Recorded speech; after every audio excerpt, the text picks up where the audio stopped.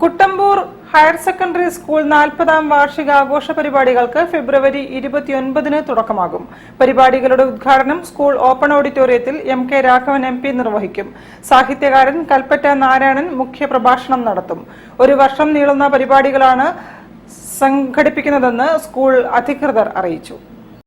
Kuttampur higher secondary സ്കൂളിന്റെ മടിത്തട്ടിൽ നിന്നും വളർന്ന ആയിരക്കണക്കിന് ആളുകൾ കേരളത്തിലും കേരളത്തിന് പുറത്തും വിദേശ രാജ്യങ്ങളും അത്യുന്നതങ്ങളായ പദവികൾ അലങ്കരിച്ചു വരികയാണ്.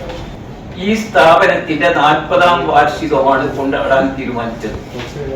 അത് ഫെബ്രുവരി 29 തൊട്ട് ഡിസംബർ 31 വരെയുള്ള കാലങ്ങളിൽ വിവിധ പരിപാടികളോടെ വിപുലമായ രീതിയിൽ നടത്താനാണ് പരിപാടി.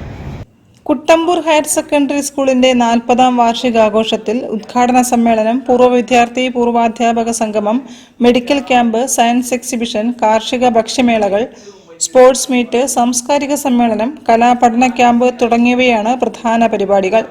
വാർഷികാഘോഷങ്ങളുടെ സമാപനം ഡിസംബർ മാസത്തിൽ നടക്കും.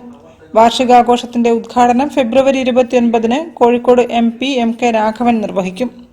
താമരശ്ശേരി ജില്ലാ വിദ്യാഭ്യാസ ഓഫീസർ മൊയിനുദ്ദീൻ NKAS വിരമിക്കുന്ന അധ്യാപകർക്കുള്ള ഉപഹാര വിതരണം നടത്തും. കാക്കൂർ ഗ്രാമപഞ്ചായത്ത് പ്രസിഡന്റ് CM ഷാജി ലോഗോ പ്രകാശനവും നരുക്കുനി ഗ്രാമപഞ്ചായത്ത് പ്രസിഡന്റ് ജൌഹർ പൂമംഗലത്ത് ബ്രോഷർ പ്രകാശനവും നിർവഹിക്കും.